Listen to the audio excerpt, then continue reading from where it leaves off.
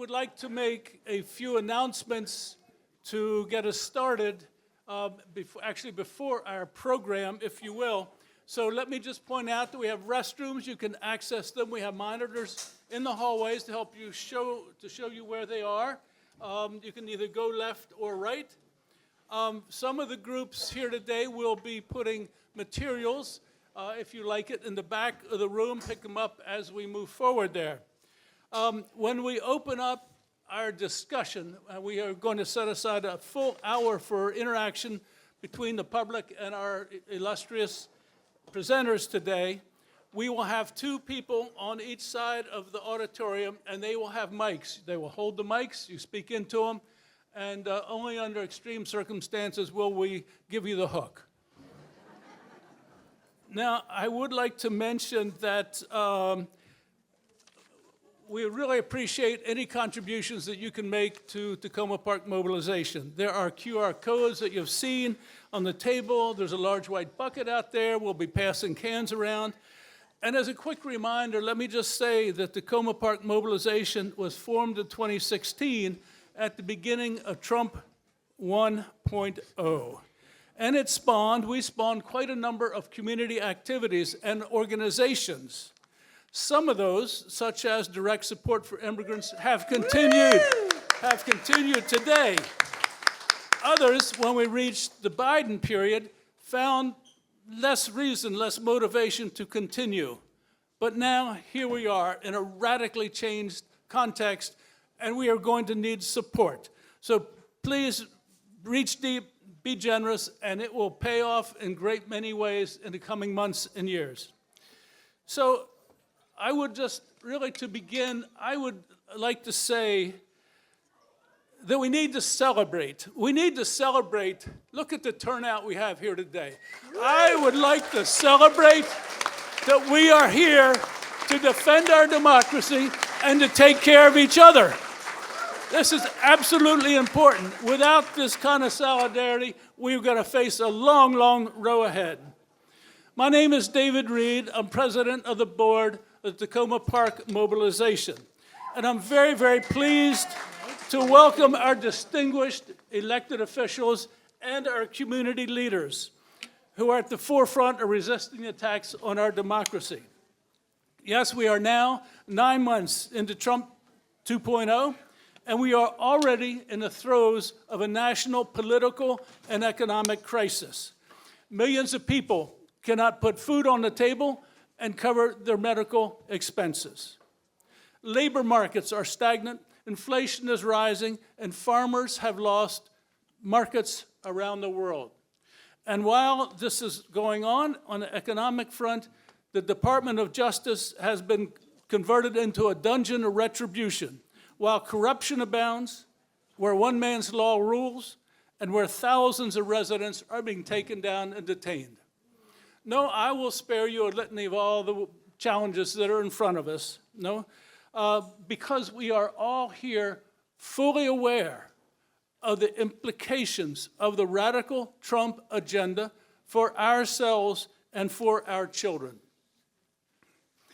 But let's keep in mind one really important fact. The political and economic conditions that we are facing today will be far more severe 9 months from now. Then our country will be roiled by electoral politics with all the endless stream of phantasmagoria, lies, and distortions that we already know.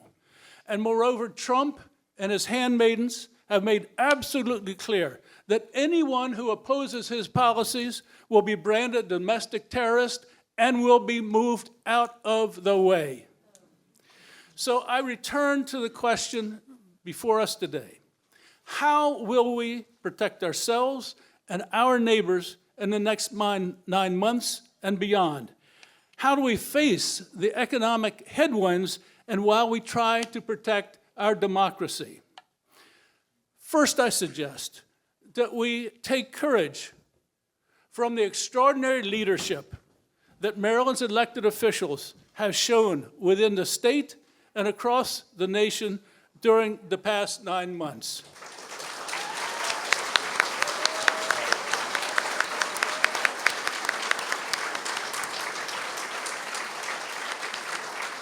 And we must take courage from the community groups as they have defended our neighbors' interests through ever more complex resistance networks. And I must say, if you've been involved in one of those networks, it's really mind-bending, the sophistication and the attention and the courage that they have expressed on a day-to-day basis.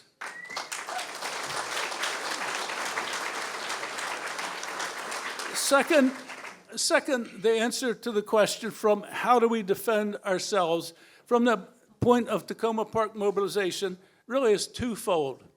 First, our number one goal is to build stronger cooperation among all democratic-minded organizations in our city, in Montgomery County, in neighboring jurisdictions such as Prince George's County, Howard County, and the District of Columbia. And second task is we must strengthen partnerships with our elected officials at all levels. And we must act on that immediately while we still have a chance.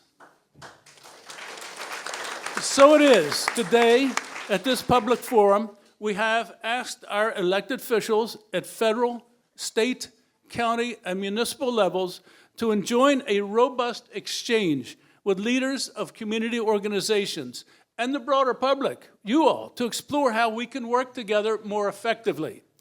In our invitations to all of our presenters, we have been very explicit that we do not need to celebrate past accomplishments. We do not need to distribute plaudits for their great acts. We don't need to hear promises of future programs, and we really don't need more analysis of what is in front of us. We have asked elected officials to say what new initiatives they intend to take and how they believe the community groups can work more effectively with them as they work through both the legislative and regulatory domains. Second, we have asked leaders of community groups to say how they want elected officials to defend our democracy and protect the many residents who are under direct and immediate threat.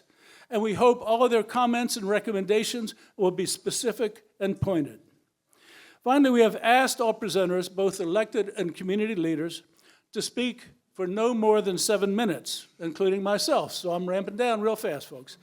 And I hope that all of you will excuse me if I seem a bit robust in enforcing that time limit, because it is my task to make sure that we have at least 1 full hour of dialogue amongst all of our leaders and the broader public.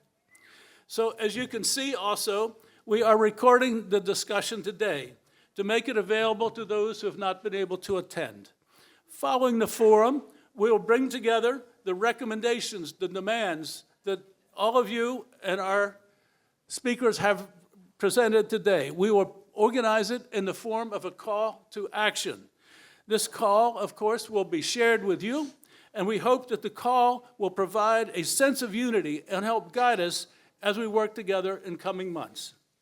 So now as we move into the program, normal protocol would require me to highlight the professional and electoral accomplishments of our elected officials and our community leaders before they speak.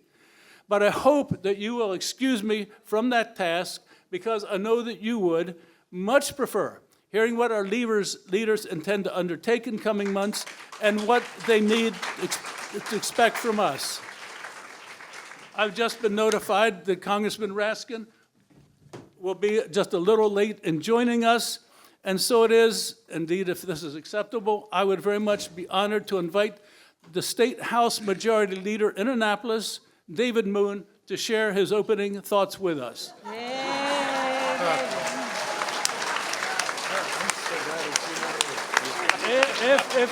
If you need another moment to catch your breath after climbing up to the stage, we'll ask the county executive, but all right. he's always up to every task. I guess I'm right on time.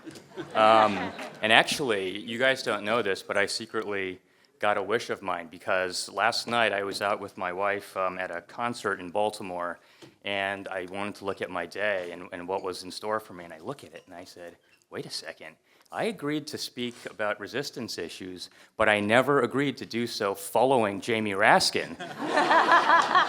and so I said, should I intentionally show up late tomorrow to make Marc Elrich go after Jamie Raskin? But like I said, I got my wish, and so Jamie's going to be following me. So look, there's much that could be said about what's going on. You all follow the news if you're here in this room, and so I'll just give you my take on what I've been working on as my piece of the Maryland resistance and why. And I'll start you with just a few observations from my travels through Maryland of late. And I want to start with one thing. I mean, I had read somewhere that as the redistricting fights broke out, one Republican operative who wanted to remain anonymous said, it's maximum warfare everywhere all the time. That's the strategy. And it's a really devious strategy when you think about it, because they start brush fires. And these brush fires can turn into wildfires, but even if they're just a brush fire at the moment, we people of good conscience and values feel like we must run with water and stamp out that brush fire. But I'll show you exactly how this plays out in real time. A few weeks ago, the guy, was freaking out that his poll numbers were tanking, and the Epstein scandal was following him everywhere and was gaining traction. And it looked like, we got him, he's cooked. And the next day, he deploys the National Guard to DC and does this whole crime emergency. One city in the country, a very small deployment. And overnight, our outrage machine correctly turned on to stamp out that brush fire, and nobody was talking about the Epstein scandal.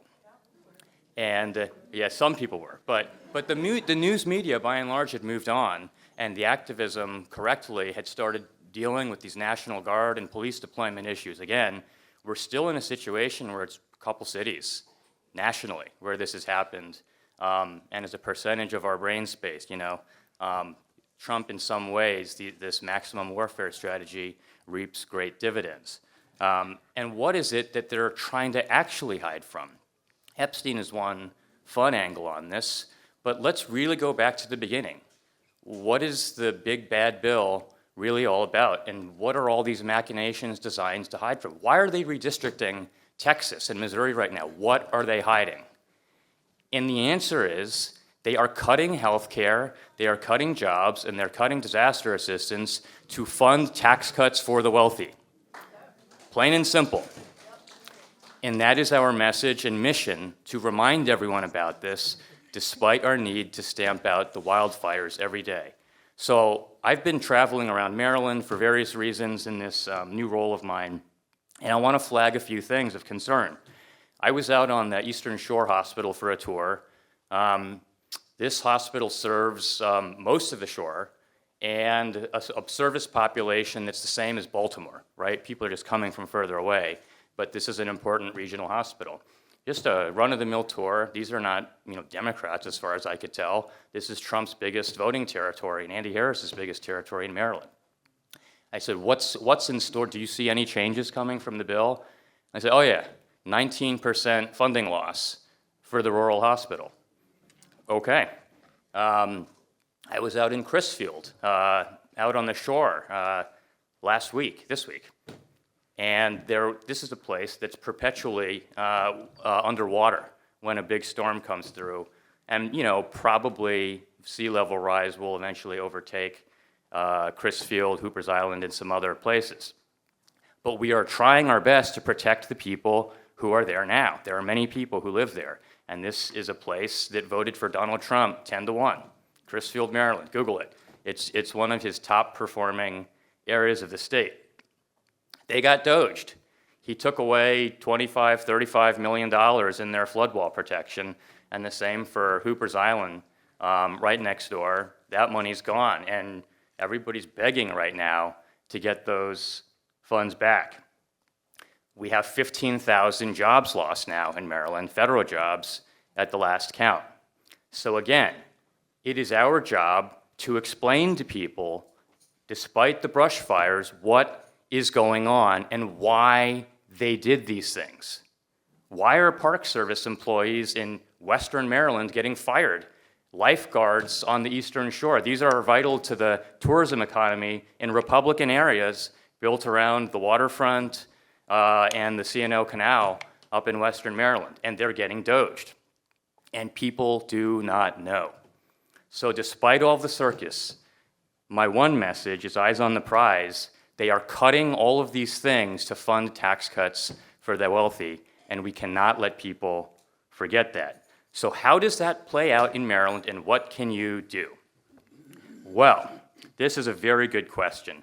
I think many smart people, and Jamie, when he gets here, will probably say, all eyes on the U.S. House, the House races in 2026. I said, as soon as Trump got sworn in with full control of the government, I said, this is going to be a tough 2 to 4 years. And in some ways, it's going to be miserable, but we're going to have to gut through it together. We'll gut through it. And that's kind of what's going on right now. And the 26th election is the first chance to punch back. And most politicos and observers would say the U.S. House is the first and best opportunity for those of good conscience to make their voice heard, take back some seats, and hopefully that creates a disincentive for at least some members of the Republican caucus to just go lockstep in everything if they fear their own electoral fates might go down in flames if they just do everything. So we need to send that message in 2026. Trump is no dummy. He understands this, and it's why he's trying to move the goalposts to stop that accountability from happening.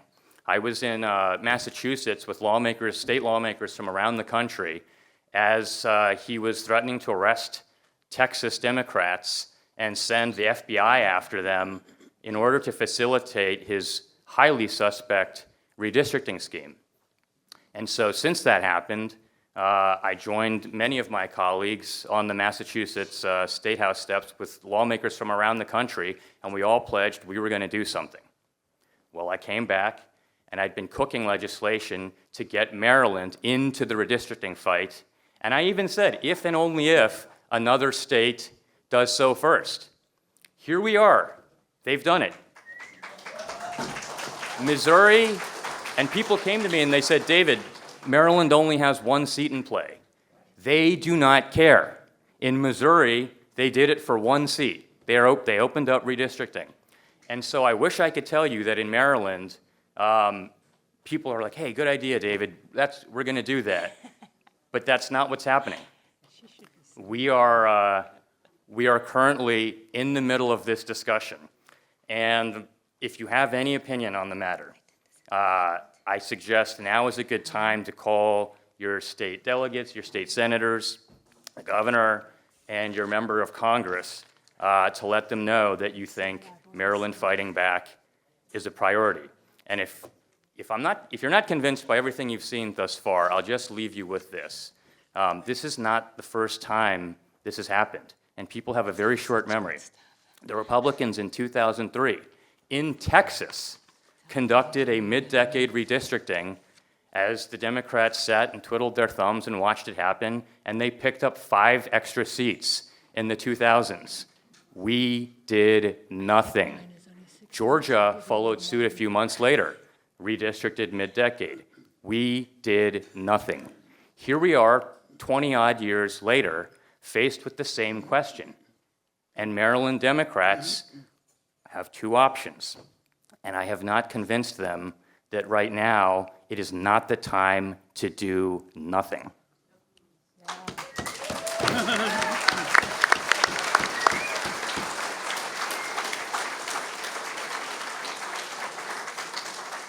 Thank you very much, David Moon. And now we're going to alternate between elected officials and community leaders. And it's a great pleasure for me to introduce Luz Chavez Gonzalez from Montgomery County Immigrant Rights Collective. Hello. I'm really short. Can you guys hear me? Okay. All right. Good afternoon. My name is Luz Chavez, and I am undocumented, unafraid, and here to stay.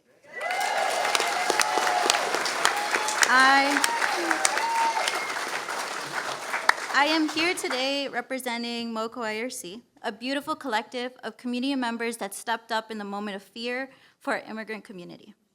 We are here today because our families, friends, and neighbors are all under attack. Every week, our neighbors are disappearing. Families are being torn apart in the very streets you have walked today. People are afraid to go to work and even access the basic resources they need to survive. And your job as our elected officials is to listen to us and to do whatever you can to ensure the safety of our communities. We know you cannot altogether stop these attacks, and we appreciate many of the things that you guys have done and said already, but we're also painfully aware of the many ways you have continued to sit on the sidelines of this crisis, which has left community organizers, including undocumented organizers like myself, to pick up the burden and do the jobs that should be done by many of you. We are not hiding in the shadows despite knowing the incredible risks it puts us in this fascist administration and its goons. We are out here showing up for our neighbors every single day, whether it's responding to reports of ICE in the community, working with families to help them navigate detention of a loved one, and connecting students, lawyers, teachers, and community organizations together to collectively respond in this crisis. We need to see you out there too. You have a critical role to play in this work, and this is how. Mayor Searcy, we appreciate the actions you have taken to show your solidarity with the diverse immigrant communities that call your city home, such as joining us for our Know Your Rights canvases and your September 10th statement expressing the commitment that the city has on immigration enforcement. But there's still more that we need to see from the city in terms of acting on this commitment. First, we need to see, first is weekly transparency on detentions.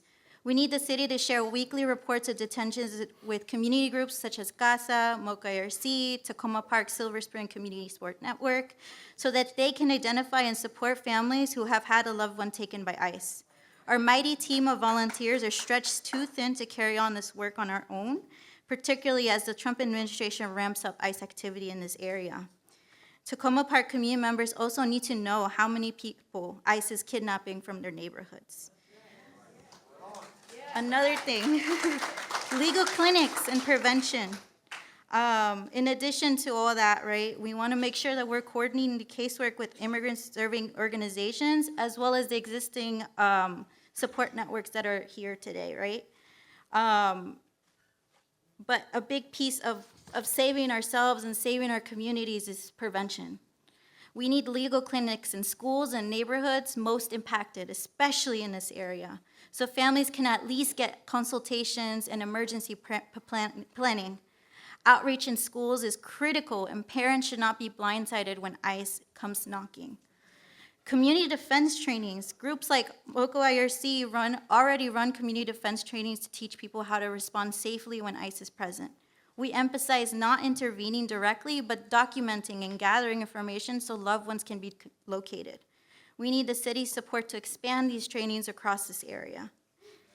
And cross-judicial coordination. ICE does not care about the municipal borders, and most of the activity that we're seeing here is happening just beyond Takoma Park's municipal borders. Often on the same streets, so many residents in Long Branch and Langley Park have been arrested in the most brutal and inhumane by the same Texas goons. We need triage systems that share information across jurisdictions so families aren't left in the dark. Our families cross city lines every single day to go to work, go to school, and worship. ICE doesn't stop at the border of Takoma Park.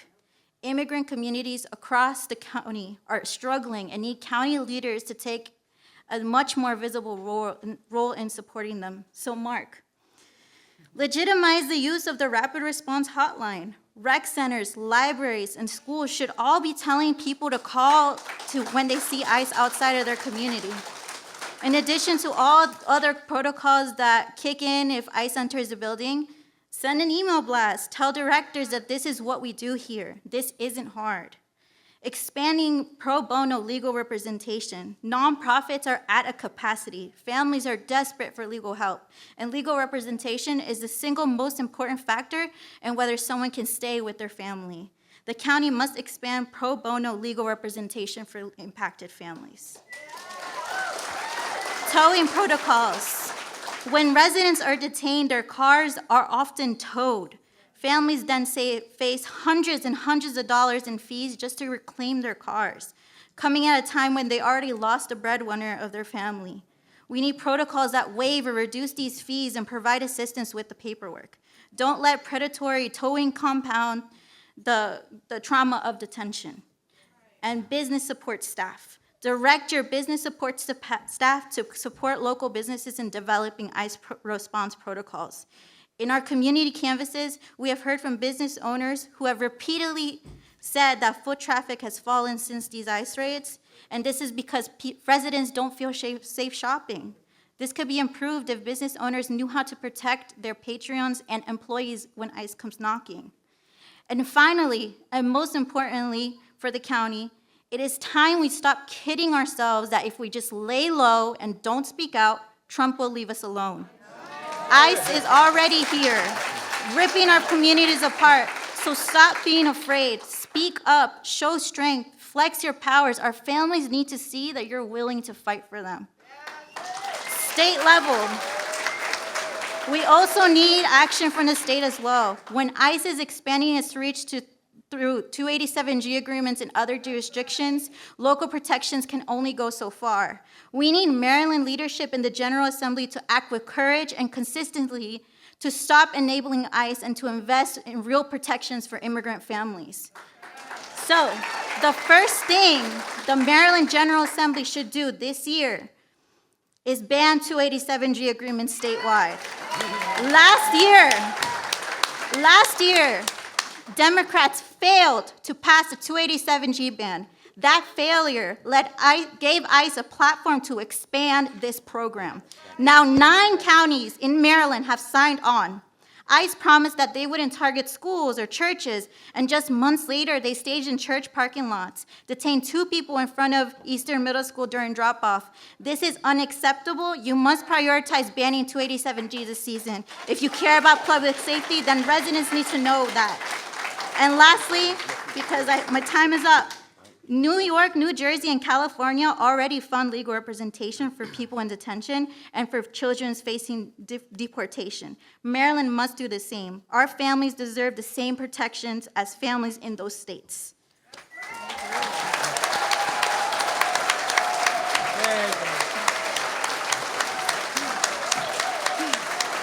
Thank you so much, Luz.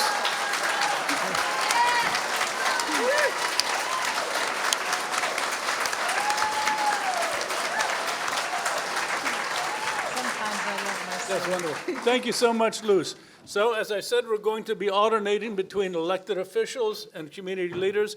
Now I have the pleasure of turning to Marc Elrich, our county executive, to have him share his thoughts on what he and his colleagues can do and how he thinks we can be more effective in working with him. So, thank you.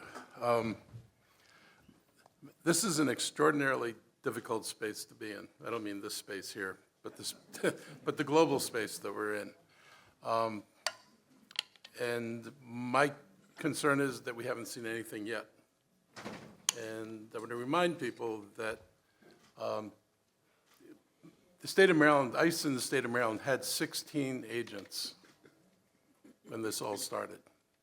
They have not been able to mass hire anybody right now, and that is the reason that you don't see some of the big raids in Montgomery County or in Maryland that you've seen in other places. And we don't think that's going to last. Part of the big, ugly monstrosity of the bill is $40 billion for ICE. ICE is a tens of million dollars agency right now. It's not a $40 billion agency. And when it becomes a $40 billion agency, the whole purpose of that is to hire an army of ICE agents, because they're not altogether comfortable deploying the military. The military is not altogether comfortable with being deployed. It's not like every general thinks this is a bright idea. It's not been a traditional thing in America. And so the fear is, and you see the recruitments out there, this is on TV now. a pack of lies. I mean, frankly, in Maryland, anybody who commits a crime gets arrested. We do not discriminate in arresting people who break the law. You break the law and there are consequences. People are not running rampant committing crimes here. That's not true in Portland either. And it wasn't true in LA, and it wasn't true in Chicago. Our concern is that when he hires up, then they're going to do the things they really want to do, which is the large sweeps. And our apartment complexes are incredibly vulnerable. We have complexes that are very, very heavily Hispanic. It would not take a lot to cordon off an area and go through an area, and I have no doubt that this is where this is going, because he can never achieve what he's trying to achieve at the way he's doing it right now. Picking up a couple of people a day, the numbers that they're getting out of Maryland will never get him what he wants. What he wants is mass deportation, and the only way you get mass deportation is to assemble an army that can do it for you. So that is frightening, and it's something we've never seen before. I grew up in the 60s. I was on I joke, I've been marching in demonstrations for 64 years now. So get an idea of my age. That's a long time, and I'm concerned that this is one of the things that we're really going to be up against. And I think the level of communication from ICE has dropped. We were able for a while to call them and verify, is this an ICE raid or is this a DEA enforcement? Because some of the actions that are done by people who aren't labeled with MCPD, and in fact, our officers are going to get new patches on the back of their uniforms that say Montgomery County Police, so nobody's confused about them being on a scene rather than somebody else. But some of the enforcement actions are done by DEA and other federal agencies. And ICE used to tell us if it was theirs or it wasn't. And then we would go back to the community and tell them, put the word out, this wasn't an ICE enforcement. If it was an ICE enforcement, this isn't ICE enforcement. ICE basically said, we're tired of you calling us, we're not going to tell you what we're doing all the time and what's happening. So they have lowered the level of cooperation that they're providing us, and that's of concern to us. The state of Maryland, much to its credit, and we're joining in this, has joined the Northeast Consortium on Health Policy.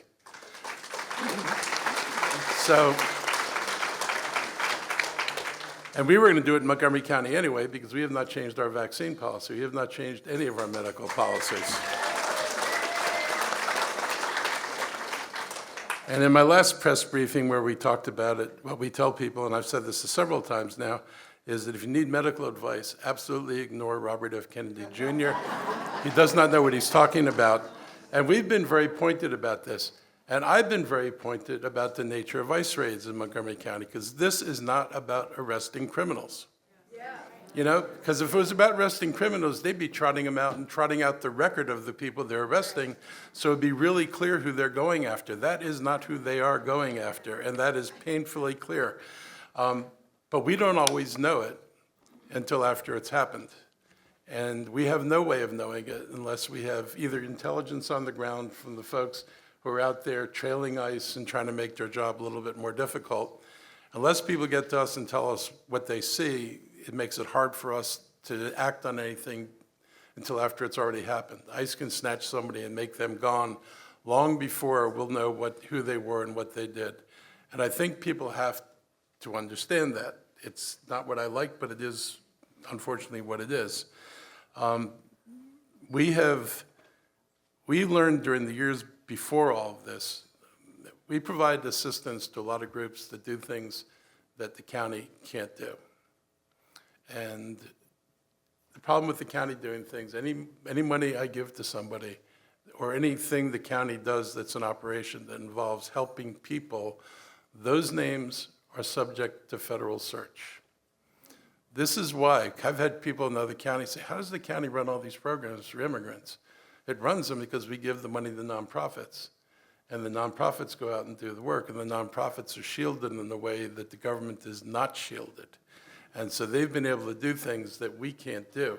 So right now, there are organizations out there who are funneling money into education, funneling money into training, funneling money into legal assistance. It's not coming with the county dollar on it from us to those organizations. It's going through other organizations so the money can get there, so that nobody can come to us and say, who did you provide assistance to? You don't want us doing that because we won't be able to do it for very long. I see I've got 1 minute left. Right now, I can tell you that there are a number of things that are going to be really serious for the county to deal with. The cut in Head Start funding. The federal government said any undocumented people in Head Start programs will lead to the loss of Head Start money. Head Start money is some of the most important money we have in the county for education. It is the way that people, particularly folks without language fluency, young children, get the support they need to start school at level. And if the federal money goes out of those programs, one of the things we're trying to find out is how much is the county going to have to plug. We entered the last fiscal year $73 million over projection. We got a grant from the federal government. I don't know how this happened, from FEMA. They reimbursed us for $42 million. We're holding that money in anticipation of where we're going to need it based on the Trump cuts and what comes out of the big, dangerous bill, and to see what holes we're going to have to plug, and we think Head Start might be one of those holes. So that's where we are. We're going to continue to work with the groups who we've always worked with. We're going to continue to make sure that we can have money flow in that direction, and we will do as much as we can. And I've been pretty outspoken about this, so if anybody's confused, I usually am after them in every one of my weekly briefings. And when I say something, it's going out to about 500,000 households in Montgomery County. I'm not shy about this.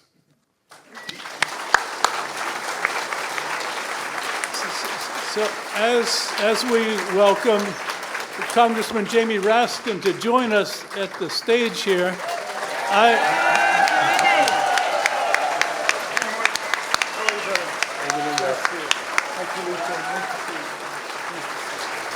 we will continue. We will continue alternating between our elected officials and our community representatives. So at this time, and we will, of course, invite Congressman Raskin in just a moment. But first, I would like to turn to Karen Elrich, who is one of the founders and is representing Takoma Park Mobilization today. Thank you, Karen.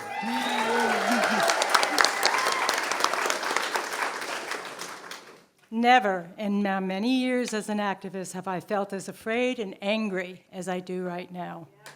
We are facing new and profound threat, one that compels us, elected officials, community groups, and residents alike to ask ourselves, what can we do to combat the authoritarian actions that are unfolding in our city, our county, our state, and our nation? Having all of us here in a room like this talking with each other is an important step. Takoma Park Mobilization wishes to emphasize the following 8 specific recommendations. 1, protecting the most vulnerable. There is nothing more chilling than witnessing men in riot gear, masked and anonymous, disappearing our neighbors. Until we find a way to stop this, we must stand witness and document who these men are, what they are doing, who they are doing it to, and where they're taking our neighbors. The community is currently waging a Know Your Rights campaign and ICE Watch, and we need the full support of our local, state, and federal elected officials to be successful. Education is one of our strongest weapons. Just as we mobilize to combat COVID-19, we, the electeds and community, can disseminate vital information about our rights. We must use every avenue, mail, city, newsletters, bus advertisements, media outlets, and educational programs in school that teach our children about their constitutional rights. The county should post them on all their buses. The city should install signs throughout the community. Postcards should be sent to every home. Additionally, the state should mandate that libraries and public health facilities display the statements of rights. 2, food insecurity. Continue and increase nutritional supports to those who are food insecure. The demand is growing and funding has been decreasing. On the federal level, SNAP must be restored. If you have If you have shopped at Crossroads lately, you can see how the fear has changed our neighborhoods. Once a vibrant, cheerful place where everyone came to shop for farm-fresh foods that were subsidized for those in need, you will notice that attention is dramatically down and shoppers are not engaged as much sharing the space with their neighbors. Takoma Park has over 10 distribution and pantry sites that serve hundreds of families where folks come to get good nutritional food. These spaces must be protected. Neighbors must join to watch and warn, and better yet, we need a statewide prohibition on raiding community sites that distribute food. 3, legislative action. Our state representatives and senators must pass a law that requires all law enforcement officials to be identifiable and prohibits them from wearing masks.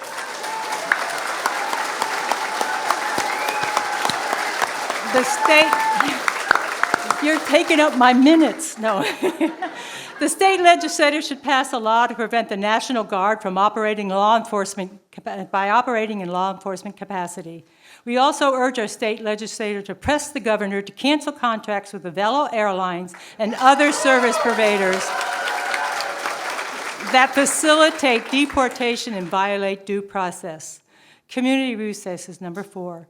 Our county and municipal officials should open facilities at no charge for community-led trainings and workshops and offer access to Xeroxing to create the materials that are needed for those trainings.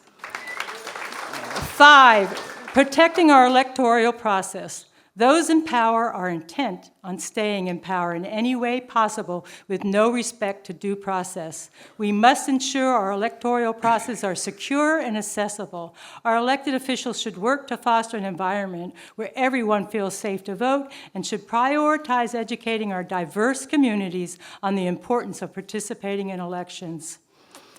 6, contributing to national policy. Congressman Raskin, please invite other representatives to join into a national call of action similar to what we're doing here in Takoma Park. 7, building community solidarity. We will hold frequent meetings with community members in District 20 to keep them informed about our initiatives and gather their support. Congressman Raskin, County Executive Elrich, Senator Chris Van Hollen, and others will be invited as we require their collaboration and resource to effectively engage our communities. 8, engaging with our legislative initiatives. Takoma Park Mobilization acknowledged that we have not fully engaged in providing outspoken support for many of the initiatives taken in Annapolis and on Capitol Hill. We will improve our engagement in the coming months. Please join us. However, as we intensify our protests and demonstrations, we need to know that our elected officials have our backs and will protect us when we face the agents of this government. Support your local groups. The more time they spend on fundraising, the less time they can spend doing the important work we are engaged in. Together, we can make a difference. Now is the time to act, to be bold, and to fight for freedoms and rights that define us as a diverse community. Let's stand together in this crucial, critical moment and create a non-violent path towards justice, equity, and shared humanity. Creating a true democracy is a lifetime endeavor. With climate change, war, and the rise of fascism, we owe it to ourselves and our children to face these challenges with a commitment to strengthen our diverse communities and to respond non-violent.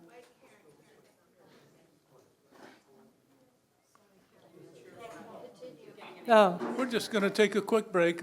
Okay. We'll start up in just a second. We all need help. Somebody in particular needs a little help now, so let's just be patient. Thank you very much.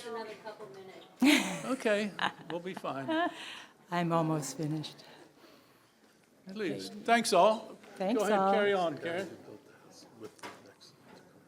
Creating a true democracy is a lifetime endeavor. With climate change, war, and the rise of fascism, we owe it to ourselves and our children to face these challenges with a commitment to strengthen our diverse communities and to respond nonviolently. And most important, we must find a way to find joy in our lives. We must meet with our community and find ways to celebrate, because this is what fuels our bodies and souls in order to do this work. Thank you.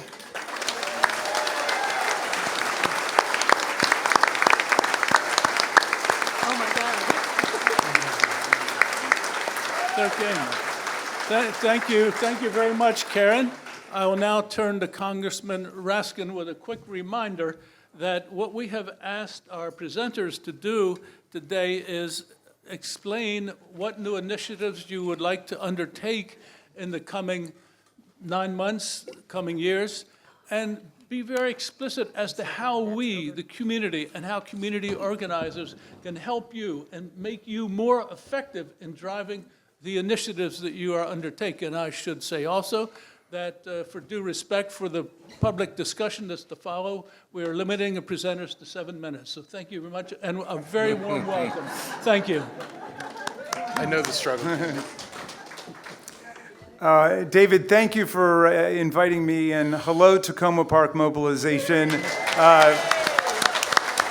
It's an honor, and thank you for those reminders. You know, in the House we get 1 minute, so 7 minutes feels like a filibuster time, but you just cut me off when I go too long.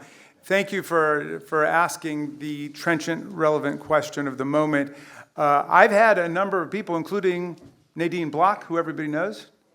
Wave it. I've had a number of serious organizers, democracy community organizing experts come and talk to people in my caucus, and I invite all of them to come. One of them said something very interesting when this nightmare started back in January, and she said, when you study the history of democratic resistance and opposition to authoritarian coups and takeovers, that if you have a strong inside strategy and no outside strategy, your chances of winning are basically 1 in 3.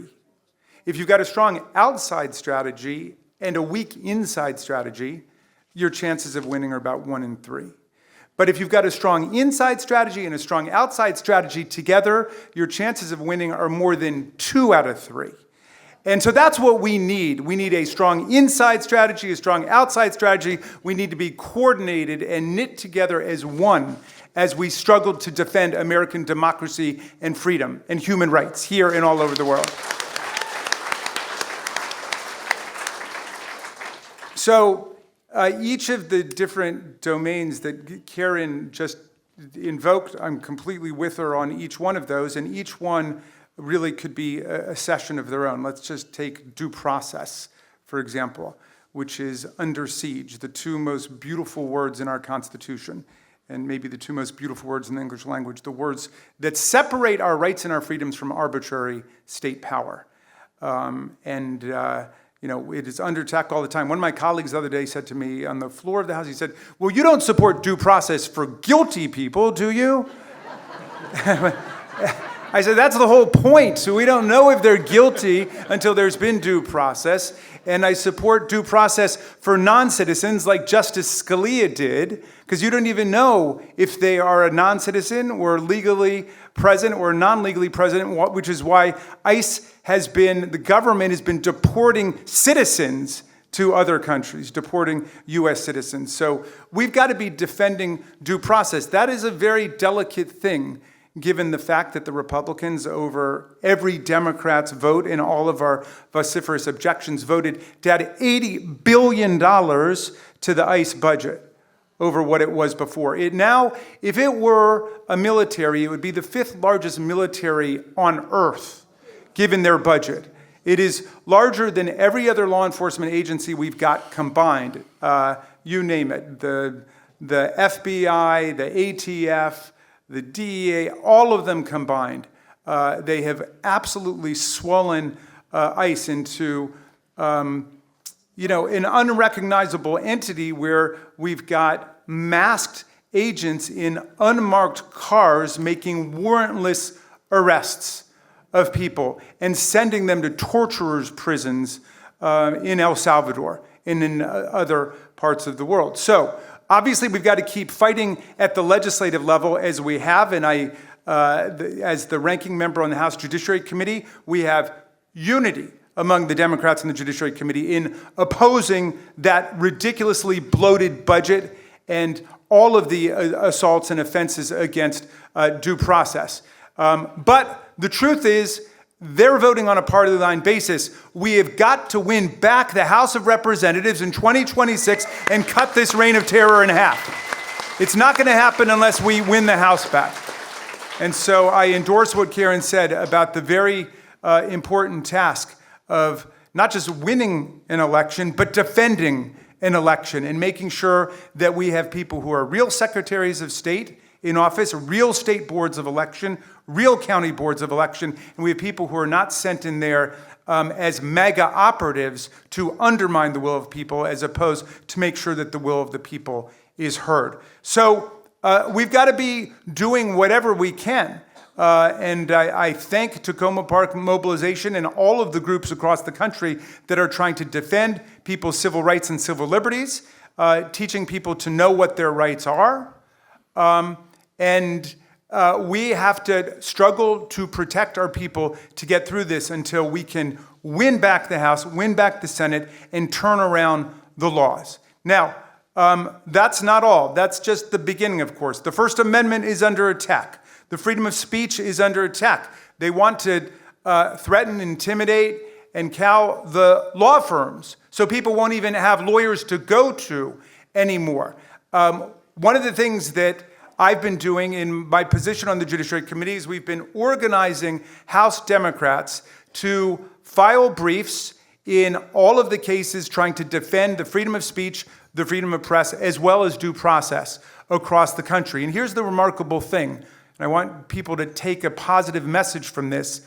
There have been more than 400 cases brought since this nightmare began in January. We have won more than 90% of the cases in federal district court. And we've won similar numbers in the appeals court. So what is the problem? The problem is the U.S. Supreme Court. That's our Waterloo, where we get into the, oh my God, 1 minute, okay. We get into the emergency docket, we get into the shadow docket, and then they turn it all around. I was invited to go to the Supreme Court last week to address the judicial conference, and I explained those numbers to Chief Justice Roberts and to the chief judges of the district courts and the appeals courts, and I said, the rule of law is holding in America until we get to the U.S. Supreme Court, okay? It is holding. And so we've got to defend judicial independence. We've got to defend the security of the judges. I am on the front lines of saying we got to make sure that every judge has every protection he needs or she needs and their families need to get through this nightmare, because you know the death threats are out of control, the violent threats are out of control. We've got to stand up for the rule of law against all of the lawlessness. And then we are going to have to deal with the Supreme Court. One thought just to have in mind. The number of justices on the Supreme Court is not fixed by the Constitution. It's set by the Congress in federal law. We have 9 justices. We have 13 federal circuits. 5 of our justices today come from New York. Okay, that's 1 justice for each borough in New York, all right? We don't need, more power to Mamdani and the people of New York and everything, but we don't need to have 5 justices from New York City. How about we move to 13 justices and we have 1 from each federal circuit all across the land, including the 4th Circuit where we are. So, all right, maybe I'll get a chance in the Q&A to talk about our campaign against corruption, because I just want everybody to understand that the beating heart of MAGA-ism is the corruption. Donald Trump has made billions of dollars since January, since they came back into office. You saw about Tom Homan, the border czar, who took a $50,000 cash prize in a kava bag.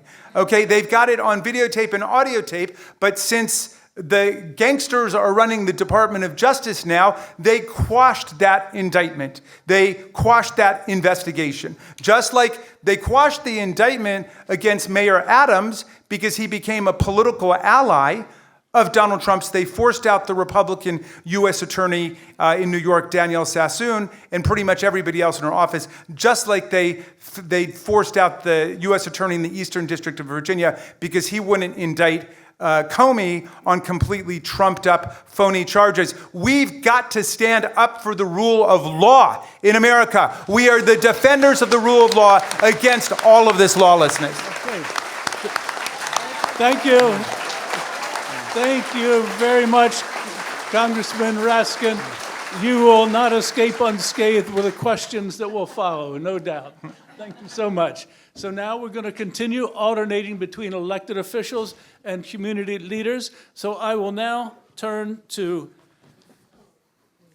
Julio. Hello. My name is Julio Hernandez, who is the director of the Congregation Action Network. That's right.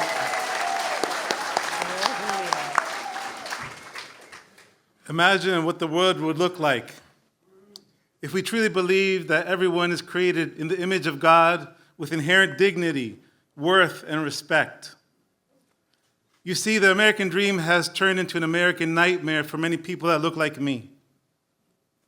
Children are going hungry. Children are depressed. Families are being torn apart. And in Spanish, we don't even have a word for rendition, that is sending people to third countries. We're doing something unlawful, unjust, and illegal. And it's continuing here in our system. Cruelty and state violence have become routine in our country, and what should horrify us has become policy. Let's begin with Kilmar Abrego Garcia, a father, a Maryland resident. He's detained not because he harmed anyone, but because a system designated to criminalize his very existence has detained him. Sent him to El Salvador, a vacuum of information, where we're stripping people and shaving their hair off and torturing them. Shame on us. We're not here to ask for mercy, we're here to ask for justice. And let's begin at the county level. We need safe access zones. We need to protect our schools, hospitals, libraries, and houses of worship as sacred places. ICE is not showing up there because they have warrants. They're showing up there because they want theater. They want to instill fear and break our will. The faith community proclaims that our houses of worship are sacred, that they're not staging grounds for state-sponsored terror. This region must remain safe. We must protect the dignity of all and the rights of all. And you can do it, Maryland. Also, we're asking for universal legal defense. Every detained immigrant, if you don't know this, immigration law, we do not provide you with a lawyer like we do in criminal court. So let's start changing that. Every person deserves legal representation because without it, due process is meaningless. Remember that the Maryland man that is here with asylum was kidnapped by ICE and dropped in Mexico. The next thing we're asking is that you stand with us publicly. County officials cannot hide behind press releases or carefully worded statements. We need you in body and flesh, shoulder to shoulder with us, so that you can be with your residents in their hour of fear. Our elected officials in other places are already doing this. You saw some of them being arrested on TV. Let us do that too, Maryland.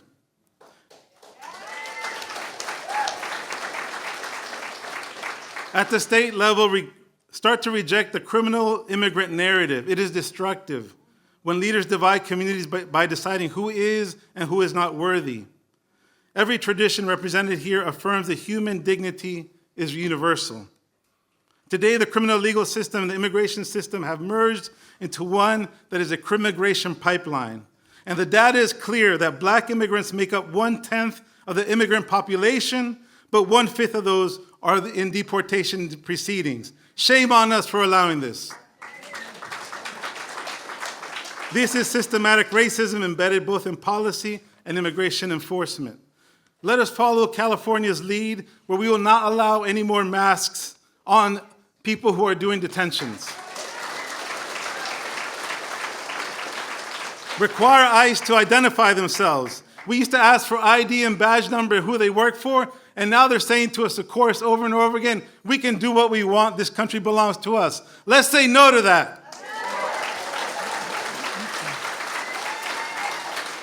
At the federal level, free Kilmar. Let me hear you say it, free Kilmar. Call ICE Baltimore and demand prosecutorial discretion.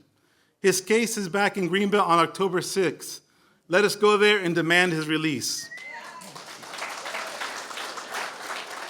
During the first Trump administration, the Congregation Action worked to sanctuary a mother of 3 children at Cedar Lane Unitarian Universalist Church. We cannot do that anymore. Bring back sanctuary. Let our churches stand up for the rights of our people. Strengthen TPS, DACA, and temporary protections in this country. Do not let people live in limbo. After decades of contributing, it is time to create a clear pathway to permanent residency and citizenship.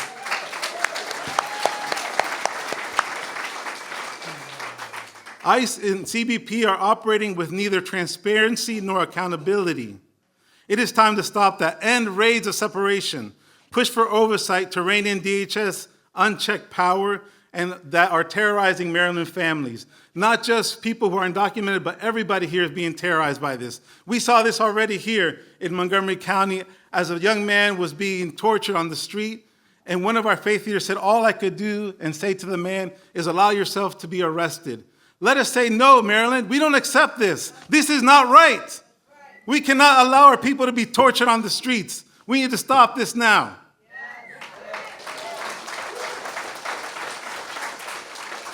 Under the Trump administration, civil rights and civil liberties has been dismantled.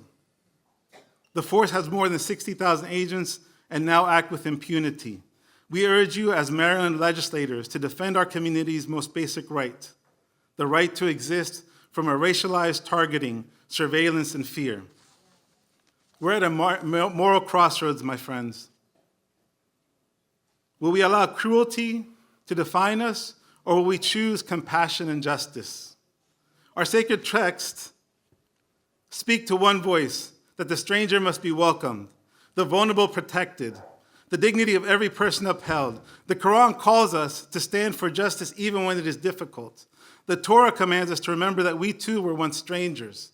And the Gospels tells us that whatever we do to the least among us, we're doing to the most divine. Our houses of worship are sacred, not staging grounds for terror. The sanctity of every human life must be upheld. No one's worth can be measured by their birthplace, skin tone, language, accent, or job. That every human being is of infinite value. The fight is not only for immigration safety, but for everyone's constitutional rights. The soul of democracy is corrupt at the moment, but we must start to fight and win back this battle. We must fund life over fascism and authoritarianism. And the community, I say to you now, it's time to stand up and fight back.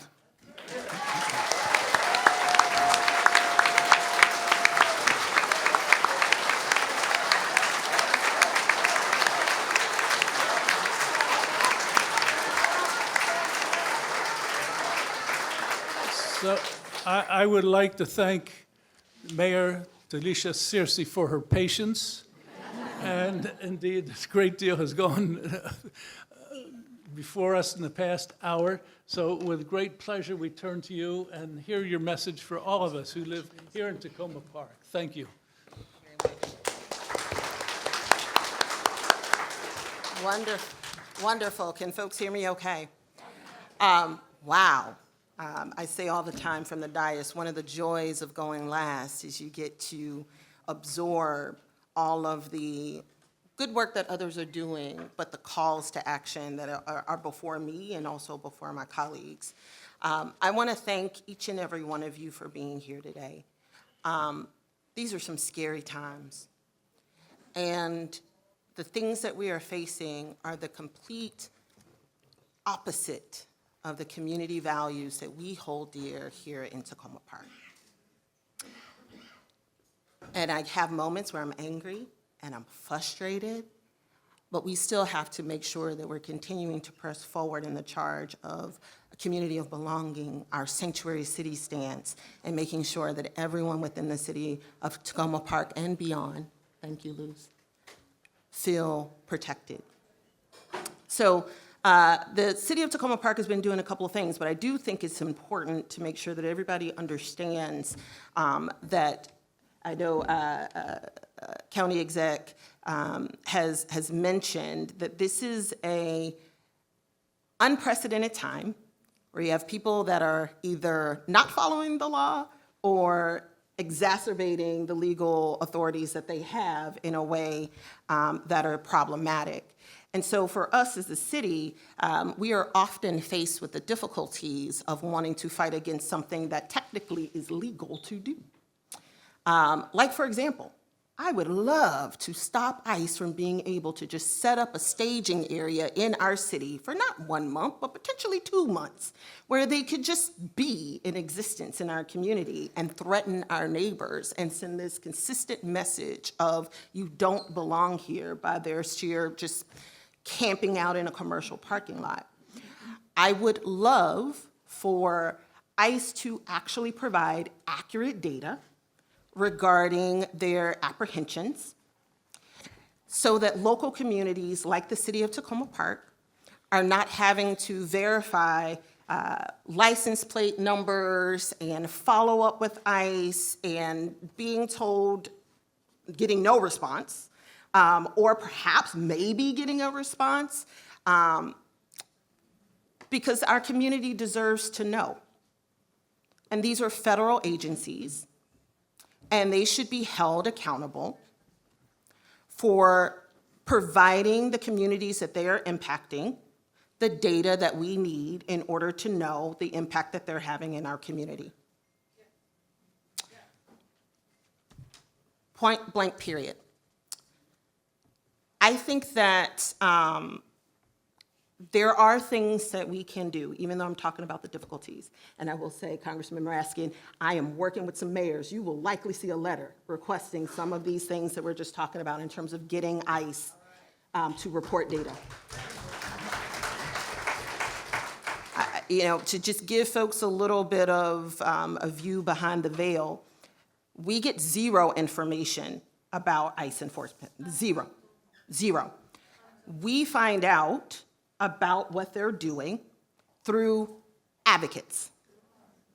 I see County Council President Kate Stewart is here, and I will tell you, we work with CASA. We're on text messages at 6 a.m. in the morning trying to verify license plates through our respective police departments to try to figure out who these people are in our community.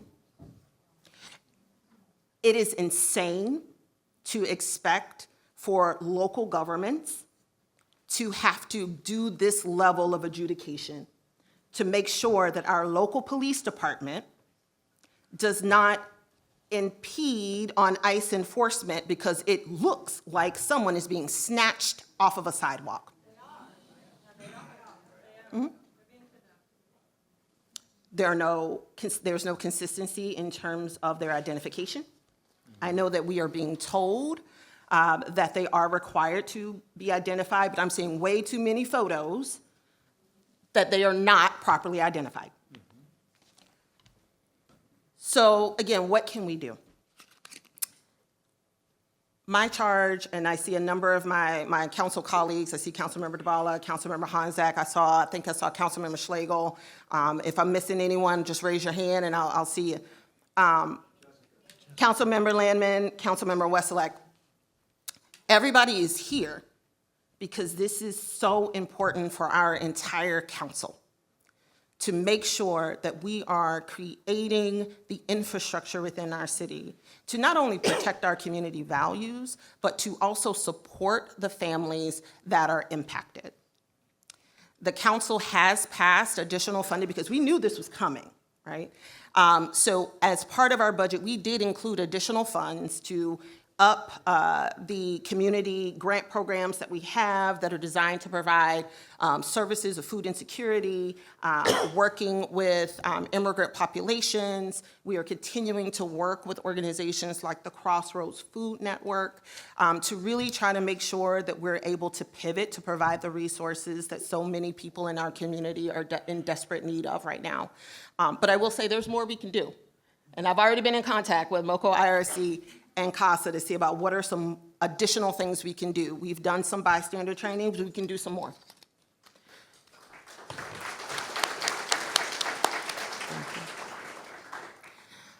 But one of the other core pieces that we in the city of Takoma Park must do and are doing is continue to engage all of the stakeholders across the fabric of our community, because as was stated previously, everyone has a slightly different role and a slightly different ability to impact the issue in a way that others may not.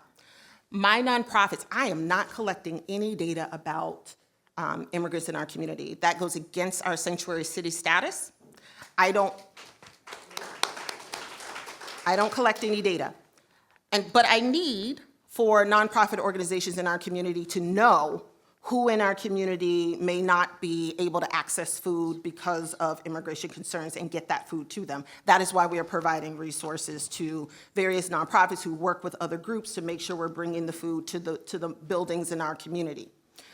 But it is also important that we engage, thank you, across the federal, state, and local level. The city of Takoma Park encouraged our District 20 delegation to move forward with banning 287G.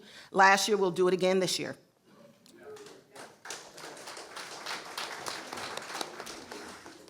We should operate in a stance that there are no boundaries. Our residents are not beholden to the city of Takoma Park. They move throughout our communities, and we have to have a united stance within our state to ensure that people feel protected, not just here, but across our state. Thank you all so much, and I look forward to you beating me up with the questions. Let's give it up. The thought, the experience, the wisdom that our panelists have shared with us today. Thank you very much. And I'd like to thank them also for being so specific and targeted in their recommendations, because that will allow us, after this event, to pull together, as I mentioned before, a call to action that will help guide us in coming months. Now, we have two monitors with microphones, one on each side. Steve is standing over here, and Randy will be standing on your right side. And we ask that you line up behind them, and we will take two questions at a turn, and we will then turn to our panelists for responses. And we ask you to be very focused on questions, and at times testimonial is necessary to explain your question, but we're going to keep it short. So let's go ahead. Please, first in line here on the left side.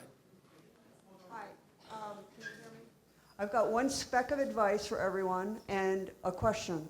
The speck of advice is what my dad taught me when he was teaching me to swim in the ocean, and that is don't panic. Because when you panic, you cannot think. And if you don't think, you can't protect yourself and you can't help others. The question is, how do we, the Maryland congressional delegation has one Republican. I have nothing against Republicans. I have nothing against that individual. But Andy Harris was one of the Republican congressmen who colluded with Trump in 2020 and 2021 to overturn the election on January 6, 2021. How can we get him out of office?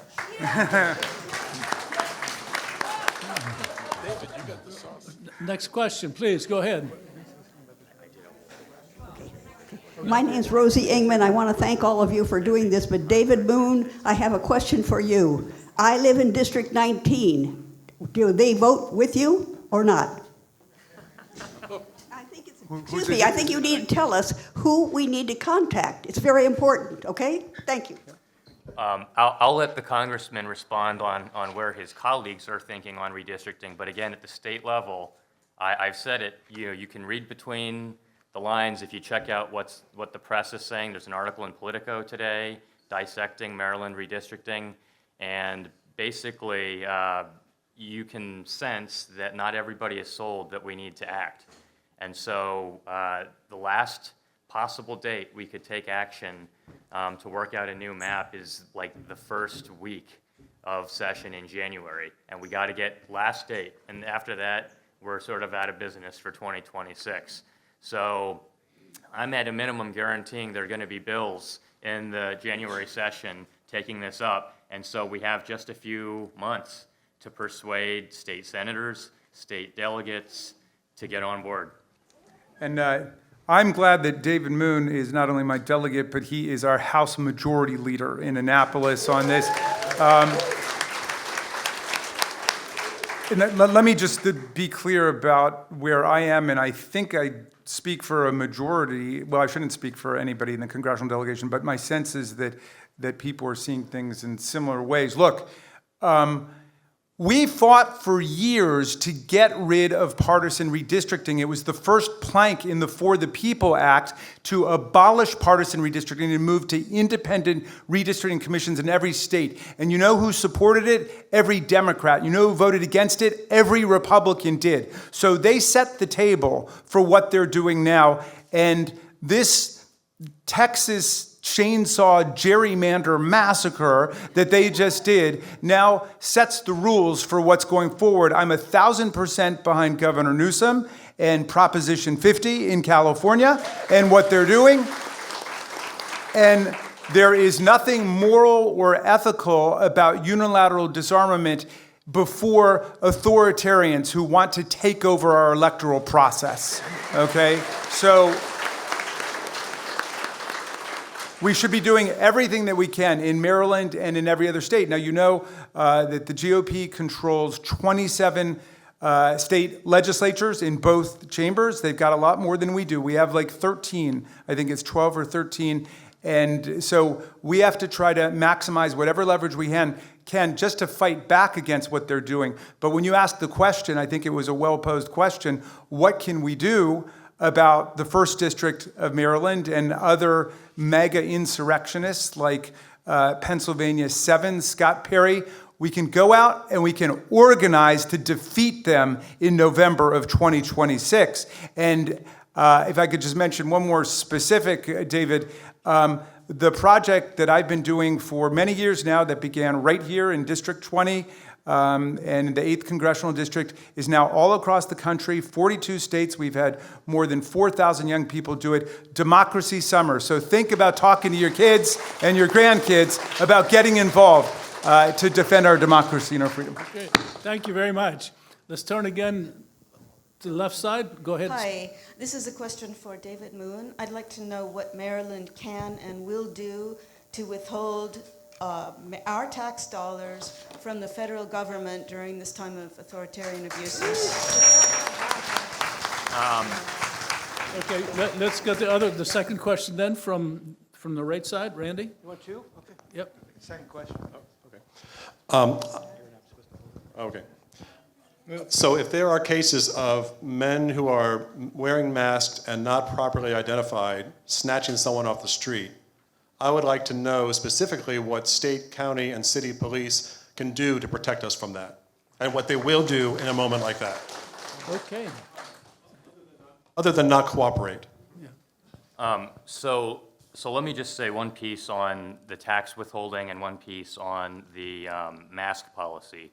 I actually had a bill this year that attempted to withhold our payments to the federal government, since they're illegally withholding millions in EV charger funding, you name it, is being held up illegally. And they know we're ultimately going to win in court, but they're dragging it out on purpose. I actually texted Jamie at one point. I said, Jamie, what would you think if we started putting liens on federal property in the state? And he said, you know, and I don't want to call him out here, but Jamie said, I don't know how that would work in court, but it's a constitutional question worth asking at this moment.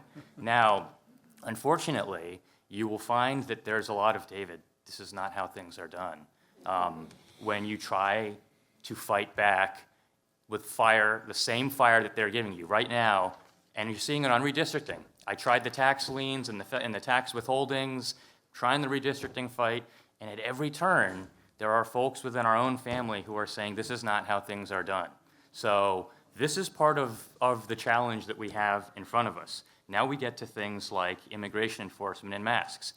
I hate to be impolite about this, but so let me first say this. We shut down ICE jails that were operating in county prisons years ago in Maryland. Our neighbors did not, and we did that in anticipation of a ramp up so they wouldn't have beds to house our residents. I'm glad we did that, but it took 4 years of the first Trump administration, children being intentionally separated from their kids, just to get for-profit immigration jails closed in Maryland. So this year, we had a lot of calls for 287G reform here, and I want to say for those who don't know what that is, it's real simple. It's county police being deputized as ICE agents so that they will take their normal function to police the community and keep the community safe and add to it federal immigration enforcement activities. The Maryland House of Delegates passed a bill this session to shut down those ICE agreements. I want to be very clear about this. We passed a bill to shut them down. When we started session, there were 3 counties that had these agreements. When we left session, the Kilmar case was in front of the Maryland Supreme Court, and I'm texting colleagues, you still have time to pass something today. And that case came and went, and we all saw what happened. And so here we are back in the January session to try and continue this conversation. But again, the powers that be in Maryland have not all concluded that this is something we should take up, shutting down our local police being ICE agents. So if you have an opinion about this, again, from now through January, please contact your state delegates, your state senators, and the governor's office.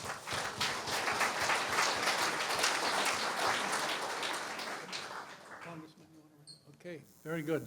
Next round of questions. Go ahead, please. Great. In 3 days, the national conversation will be about the government shutdown. Is that a grass fire distraction from the big ideas we've been talking about? Is that the main event? And how can we activate to protect healthcare for disadvantaged Very families? good. Second question. There are many things we need to do, but right now, isn't the most important thing is for us to make sure that Abigail Spanberger wins in a landslide? Okay, thank you. Congressman? Congressman, you want to respond? Yes, indeed. So quickly on that one, yes. Our Democracy Summer Project has been all over the Spanberger campaign in Virginia. And up in New Jersey, Mikey Sherrill is running for governor. So we got to win the governorship in Virginia. We got to win the governorship in New Jersey. We got to win the mayoralty with Mamdani in New York City. Those 3 elections in 2025.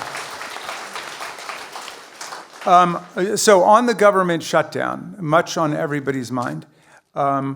It's similar and dissimilar from the last Trump shutdown that we all lived through during the first administration. Similar in the respect that the Republicans controlled the House, the Senate, and the White House, okay?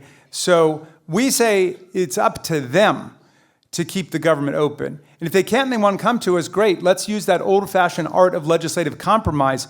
But this is not your, grandfather and grandmother's Democratic Party. We're not going to give this away to them. We want to save 15 million people's Medicaid health care and all the Affordable Care Act tax credits that they are in the process of abolishing. In other words, we will defend the health care of the people and we will bail them out. Otherwise, it's their government shutdown. And I'm hearing that. I assume we've got federal workers in the room.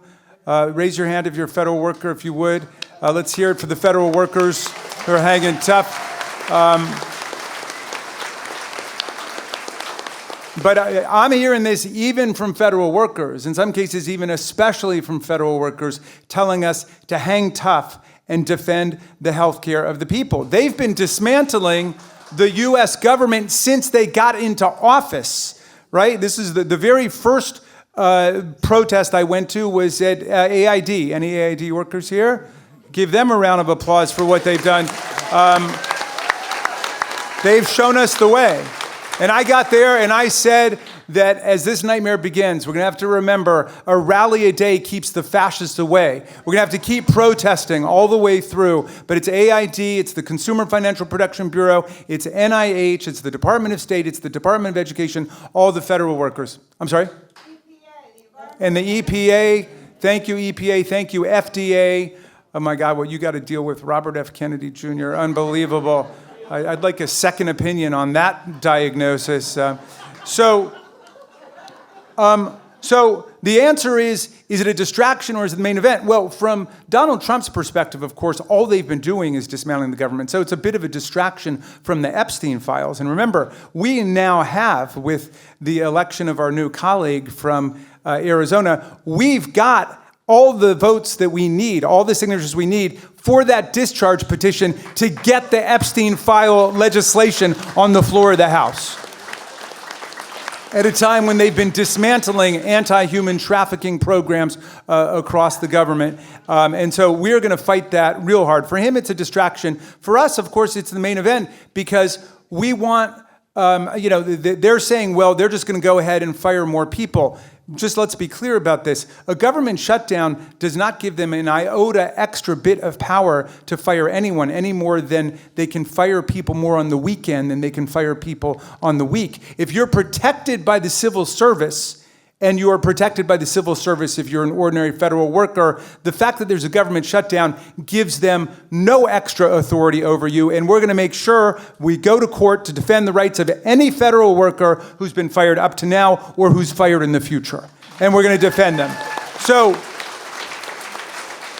for us, it's the main event. We want to not only keep the government open, we want to rebuild the parts of the government that have been dismantled. We've lost more than 15,000 federal workers in Maryland, more per capita than any other state has, because so many of the federal workers live here. So that's an absolutely intolerable situation. It is up to Congress, not to the president, to decide where money goes. If we allocate money, if we appropriate money to the Department of Education, to the Department of State, to AID, to EPA, you spend that money. Your job as the President of the United States is to take care that the laws are faithfully executed, not thwarted and demolished and not impounded. Great. Okay, thank you very much. Let's move on to the next round. Hi, yeah, I'm a mom of a 4-year-old and a 2-year-old, and courtesy of Israel, I now know what a baby looks like without a head. What a child looks like with her brain spilling from her shattered skull. What a child looks like with his organs and intestines outside of his tiny body. What a child looks like picking up pieces of their mom and dad and putting them in plastic bags. If me speaking out about this issue tonight upsets you more than the horrors that are going on in Gaza, then that is a measure of your privilege. There is an ongoing Holocaust right now, and we can pretend that this is a red and blue issue, but it was the Democrats that allowed this genocide to go on for over a year. It was the Democrats that violently suppressed the speech of children who were speaking out about this at college campuses. Do you have a question, please? I do have a question. My question is that we need to do everything in our power to stop this genocide today. And if you want to fight authoritarianism, you can start with yourselves. Defund the Maryland Israel Development Center that is bringing Israeli military entities into our backyard to make surveillance tools that are then given to ICE to spy on our neighbors and kidnap our neighbors. That money could be spent so much better elsewhere. Please, can you please defund the Maryland Israel Development Center today? Okay. Randy, you want to pick up the next question?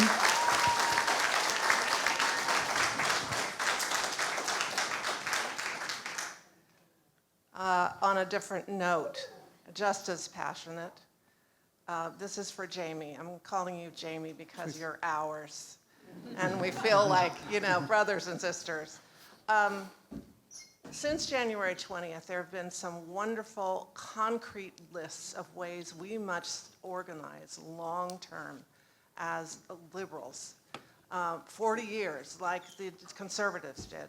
One of the ideas that has been really, I thought, compelling is developing a shadow government so that some of our most prestigious, well-spoken people in the Democratic Party aren't just one-off speaking. I mean, Newsom, great, but it's sort of all one-off.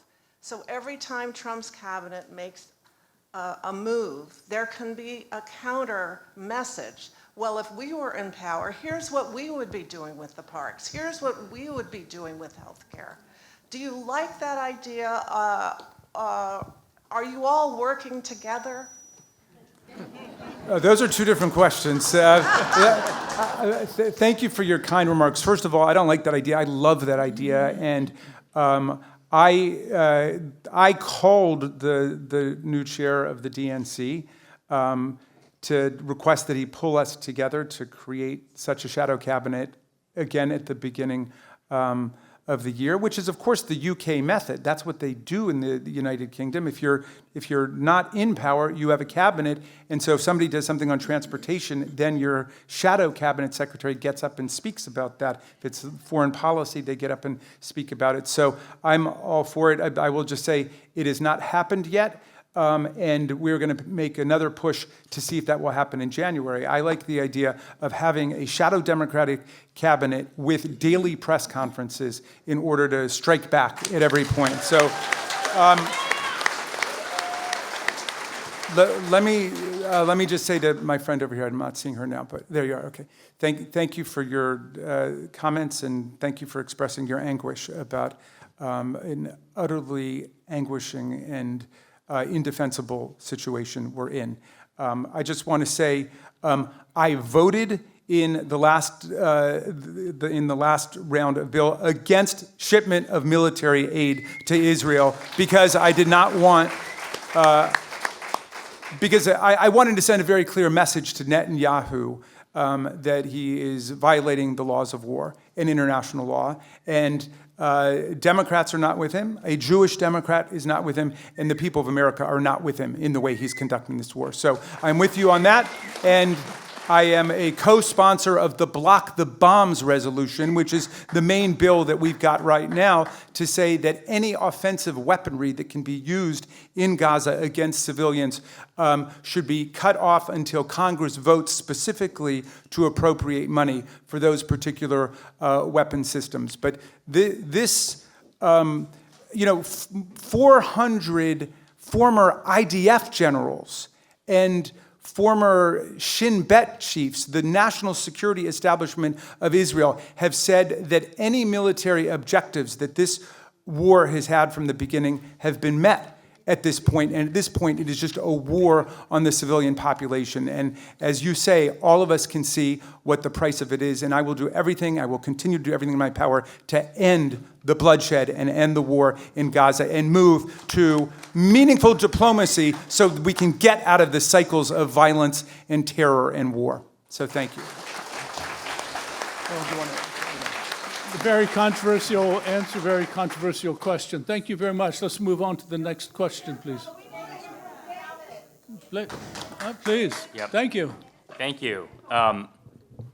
Sorry. So let me just say this. Set expectations well on any foreign policy topics you approach Maryland, but don't believe that because you don't succeed on the first shot, it is not worth having the conversation. We've had now years of this conversation in Annapolis intersect with various policy issues, and unfortunately, the one time that policy changed, we stepped in the backwards direction.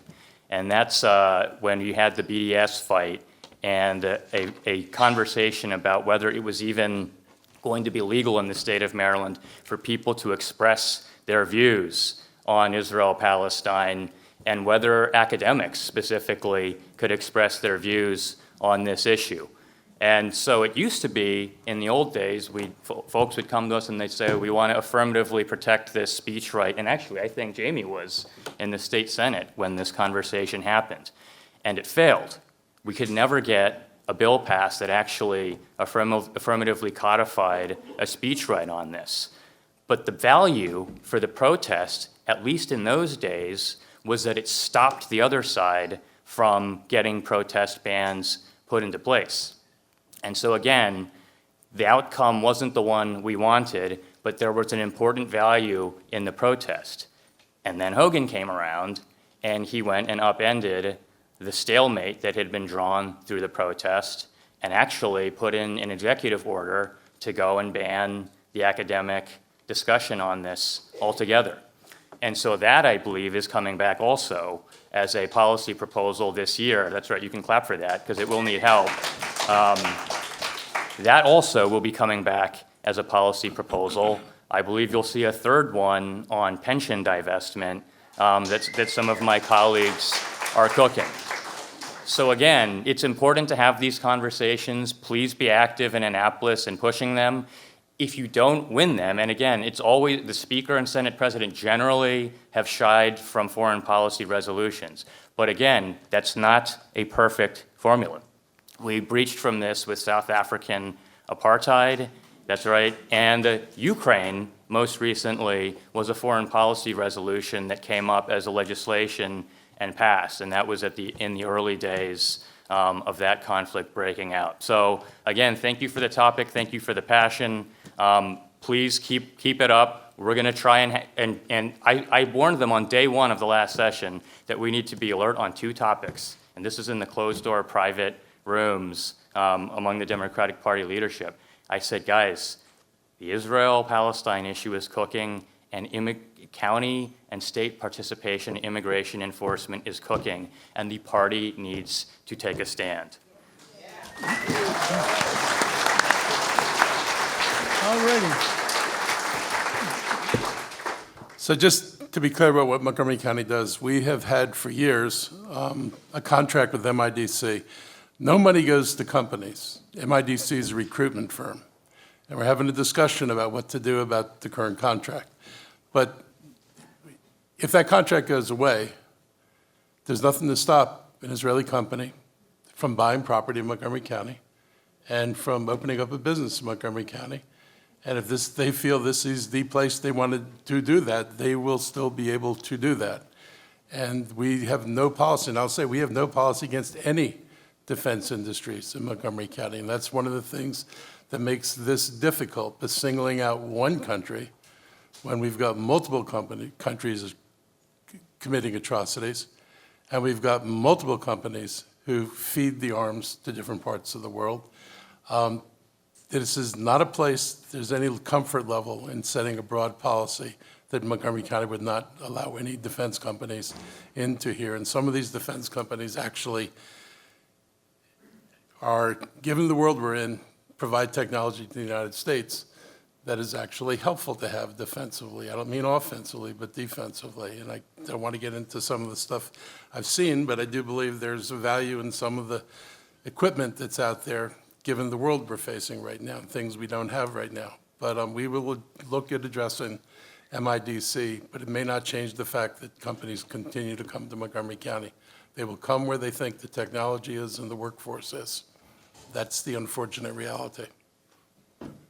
Very good. Thank you very much, all 3 legislators and executives. So let's move on to the next round of questions, please. Hi, this question's addressed to county leaders and immigration advocates. It's about the school-age children of detainees who then become the responsibility of friends or kin. I'm an ESOL teacher, and I've seen students struggle because they become responsible for their detained sister's child, and they feel that they can't put the child in the school system because they don't have the formal guardianship. So I just hope the schools are sensitized to this issue, especially if there's a wave of detainees, because it's best for the children to still go to school, and that's my question. Very good. Thank you. Randy, from your side? Okay. I trip over my words, so apologies for that. My question, or it's more a statement, has already kind of been addressed, but I want to support add to what I said. I have been protesting and writing to my representatives for 25 years, not as often as I should, to stop U.S. tax-funded aid to Israel. And we see now where we're in a place where the militarization has come right back to us. First seeing like when drones were happening and imagining what would it be like to not know if I step outside if a drone is going to attack me. And now we see our president attacking boats and killing people. And if we don't think that's coming to our neighborhood soon, we're wrong. And so just that, Democrats have been in power a lot during the 25 years and still have power even when in the minority, and just want to make sure that that is not forgotten when we have the power again. And yeah, that's all. All right, thank you. Let's turn to Luz and Julio. Hello? Can you hear me? No? I'm too short. So for the teacher question, thank you so much. I'm a MCPS alumni, and I professionally work with the teachers union. And so this is one of the biggest things that we've been doing with Montgomery County Immigrant Rights Collective. We've been educating educators. We've had over 3 immigration teach-ins for educators in collaboration with all 3 unions, MCEA, SEIU, and MCAP, with Kristen Mink's office.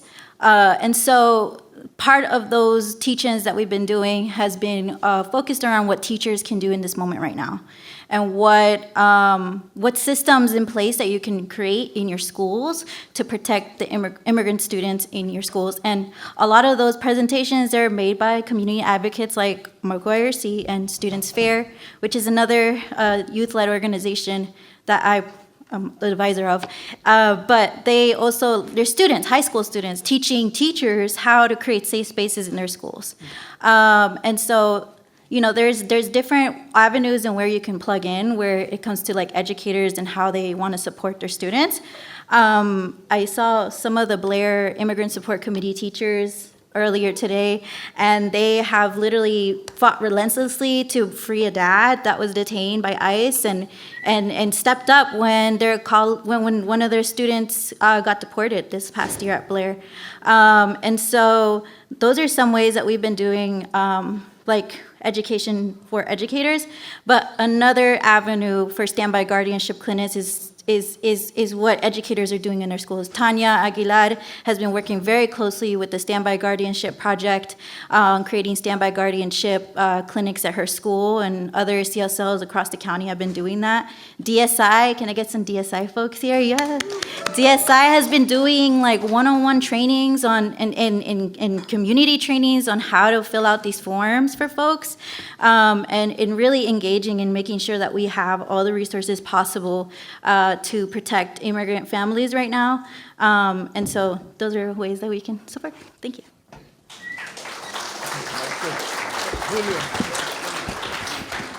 Yeah, if you get a chance, see Luz and find out ways you can support FAIR, because they don't have much money. We sponsor some of their meals for their retreats. Wonderful student organizing happening at Blair. So just shout out to them, first of all. One of the advantages that you have in Maryland that we don't have in Virginia nor DC is that you can have standby guardianship only with a witness, and it's for 90 days, and it's activated when an emergency happens. So we at CAN started in November doing family preparedness, and just to let you know, it does take a lot of time. There's a lot of trauma. So I encourage you all to work with DSI, with Luz's org IRC, MOCO IRC, or CAN, to help volunteer. We're actually, now people are so scared that they won't come to workshops, so we're going to them. And I've been also advising that we all do this together. What if I'm in a car accident and I can't make decisions for my own family? So let's work together on this. Another thing I want to encourage you all is start speaking Spanish, because Spanish apparently is a reason to detain us. So all of you will start learning other languages, start speaking them.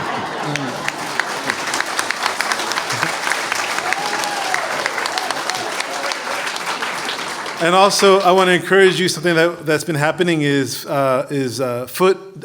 school buses. Start supporting your neighbors. We had an event here at Cedar Lane where Imam said, my neighbor gave me a letter, said, if you're ever scared to take your child to school, I'll take them for you. So I encourage you all to work together as community, as PTAs, to work towards the safety of all our children. Sorry. I just want to give a shout out to a parent in this room, Sarah Hunter. She has led every single type of parent organizing and rolling terrace, making sure these walking school buses are happening and making sure parents are engaged. Led the letter to MCPS pushing for better immigration policies coming from parents and concerned staff after the Eastern incident. So please give it up. Marc, you want to follow up on that? Yeah, real quickly, one of the things, it's outside of the school but relevant to the kids, is you have the kids who've been left behind when their parents get deported. And because they were born here and they're US citizens. So some of the work we do, or some of the groups we support, are doing work with families and the friends of families who are supporting these children who are going to be here behind, so that they're not left on their own to deal with this. So there's a combination of what happens in the school, but also the services providing to people who are supporting the children when their parents have been disappeared. Great, thank you. Can I just add one thing, David? Oh, yeah, Just please. The FAIR students at Blair and Kennedy were actually my local heroes last week, so you can check that out if you look at my local heroes show. I wanted to just answer my friend over here who asked about the boats, about the Trump administration has confirmed at least 3 different military strikes on boats that they said were narcotics boats. And so, I think of this in this way. Either these are acts of war, in which case they're blatantly unlawful because we haven't declared war on whatever nation those boats might come from or whoever those boats are. So they have no authority to be doing that. Or it's an act of law enforcement and it's blatantly illegal what they're doing because they're not respecting due process. There's no arrest, there's no prosecution, there's no trial. They've appointed themselves basically the police, the prosecutor, the jury, and the executioner for these people. And so that's absolutely outrageous, and we've got to speak against that whenever it's happening. It's very dangerous. And thank you also for your comments about Israel. I just want to say this. I mean, one of the things that I love about our community is that people are not just in a negative oppositional mode, but are also trying to figure out ways to move things forward. One of the great groups here I've worked with on the Middle East issue is called New Story Leadership. I don't know if anybody is here from New Story Leadership, but they work with bringing both Palestinian kids over from the West Bank and Gaza and Israeli kids to come over to meet, to develop a new story and a new politics for the region. And I've since I got in Congress, I've had one of the Palestinian kids and one of the Israeli kids together in my office as interns in the summer, along with the American interns.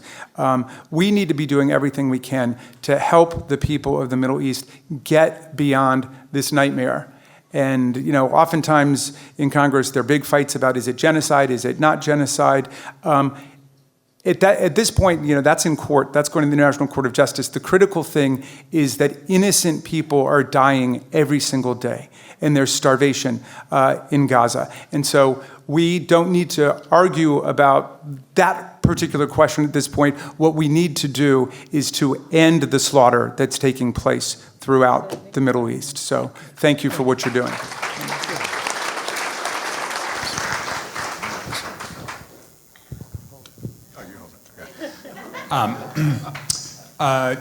As the federal government is abdicating itself of its responsibilities and also encroaching on our rights, I think it would be great for state and local governments to kind of systematically try to address both. In terms of the abdication of the responsibility, Maryland is the highest per family income state in the country. We just got large amounts, our richest citizens just got large tax cuts, both because of the SALT reduction cap increase and also because of the continuation of the corporate tax cuts. We should fund the holes that are going to be put into Medicaid, into Head Start and all these other programs. In terms of the second component of encroaching on our rights, we should take a flood the court strategy and pass tons of small bills protecting rights as the federal government encroaches increasingly on our rights and make it hard for them to fight back. Thank you. Okay, no question. Let's go ahead, Randy. Yeah, first I just want to thank everybody up there on that stage, our elected officials and the community representatives. Really appreciate that the work that's being done. I do have a question. I witnessed a act of vandalism and kidnapping this past Monday on my morning walk.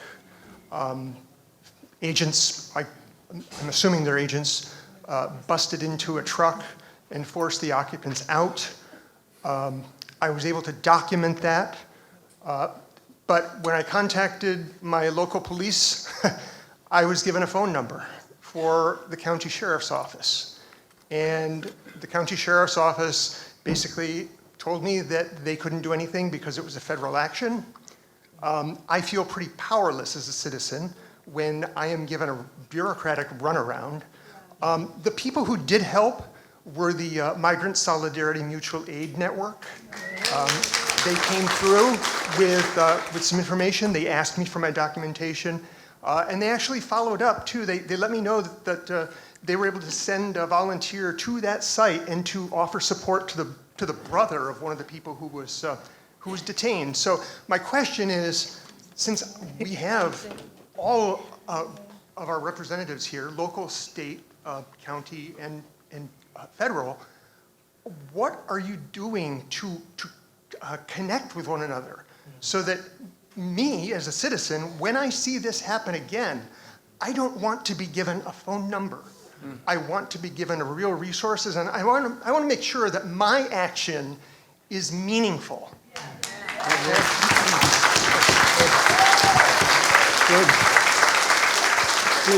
Marc, you want to? I want to try to do something on both those questions. Then, just so you all, I have a budget forum going on in Silver Spring. I have a room full of, no doubt, soon-to-be angry seniors.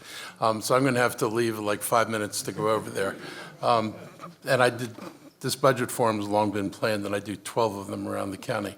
But on the last question, I get the frustration. There is nothing the county could do to if you're looking for intervention, there's nothing the county can do for intervention. I'm a little surprised the Sheriff's Department didn't try to collect any information, because we try to stay in touch when we know things happen with the support groups. And so it would have been helpful to at least know what happened and where it happened, so that if the support groups didn't already know that had been done, we might have been able to touch base on that. So that's an issue I can bring back to my folks about, what the sheriff's office should do if they're the ones that get a phone call. So that would be Silver Spring. So even less so the sheriff's office, because the sheriff's office is not the ones that are out on the streets of Montgomery County, it's the police department. So I'm surprised you got sent to the sheriff's office otherwise. And what the first question focused on? It wasn't so much as a question, as the run, trying to flood the courts with challenges. So this is a list these are 12 amicus briefs we've all signed on to. So our lawyers routinely bring us, what's the latest brief out there, and then we've signed on to 12 of them. We continue to try to be a voice in the court system, supporting other people who are doing legal actions, and we're going to continue to do that. We will do whatever we can do to support other people who are in the same boat we are, and we hopefully having amicus briefs strengthens the case, because it indicates it's not just local. I mean, some of the stuff we're doing, relates to the original things that happened in California. Obviously not our backyard, but it's our country, and we want to make sure that we sign up, and we'll continue to make sure that our voices are heard on legal cases. And if there are opportunities for us to do things solo, we would certainly do things solo if there's an opportunity for us to take action. But I will say that I think, I think the state's attorney general has been really good. And I think he's been very aggressive in terms of how he's pursued cases. I mean, I was happy to see the way he's gone at this, and we can continue to work with them to see what challenges there are. I mean, it is, from our perspective, the fact that the legal advice we have is that we cannot demand that somebody identify themselves or not wear a mask. And that's outside of our legal authority to do. If it was within our legal authority to do, we would do it.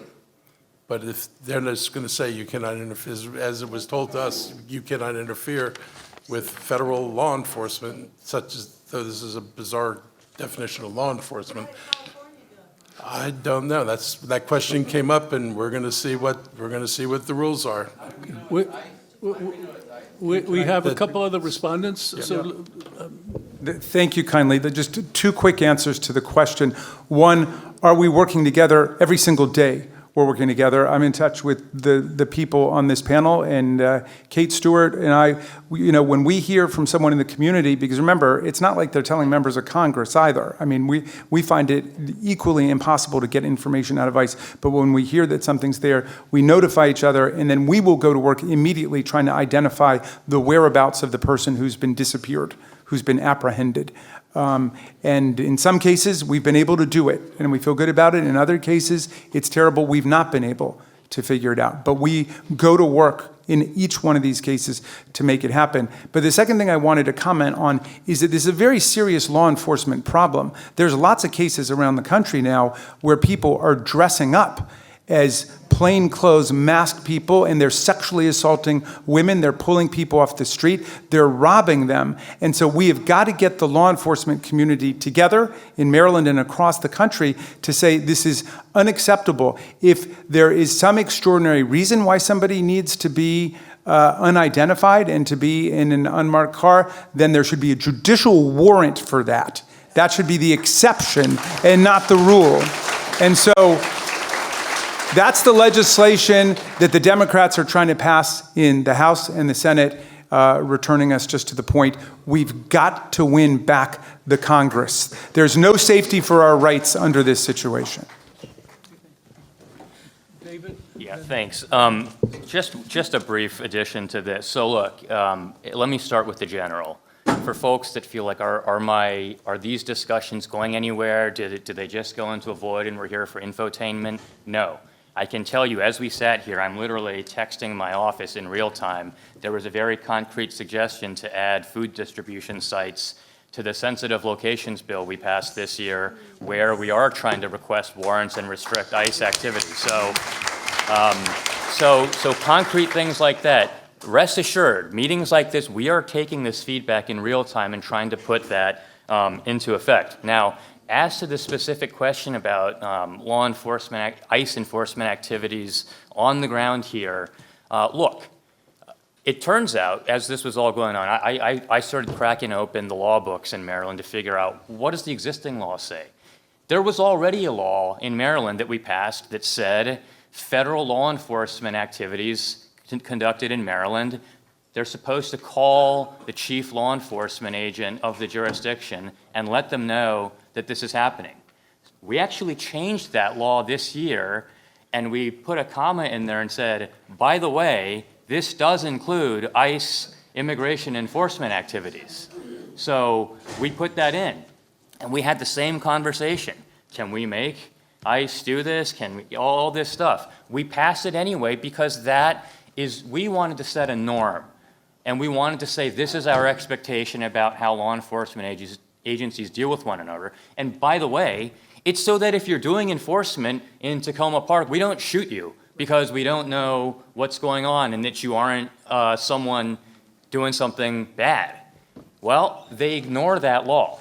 And so we come around to the mask question, and it's the same thing. And I thought about this because I said, people don't know this, but we already changed the law and said they're supposed to notify us, and they're treating that like toilet paper. What's the point of the mask law? And I thought about this and I said, we should do it anyway. Because even though they're going to ignore the law, we are sending a message that in Maryland, this is the norm we expect for our law enforcement officials, and it is the feds who are choosing to break that norm. And I think we should go on record and vote for that. So after Mayor Searcy's comments, I will gently bring this to a close. But Mayor Searcy, thank you. Thank you so much. I want to take the one question that was raised about filling the gap given what's happening at the federal level. And I do want to say one of the things that we've done in the city of Takoma Park is we established a uncertainty fund regarding grant funding. I wanted it to be very clear. I am not going to allow the federal government to put stipulations on how we govern ourselves because we need money. I would much rather send the money back, no thank you, and we will continue to govern ourselves accordingly. We can have DEI programs in our city. We can have all gendered bathrooms in our city.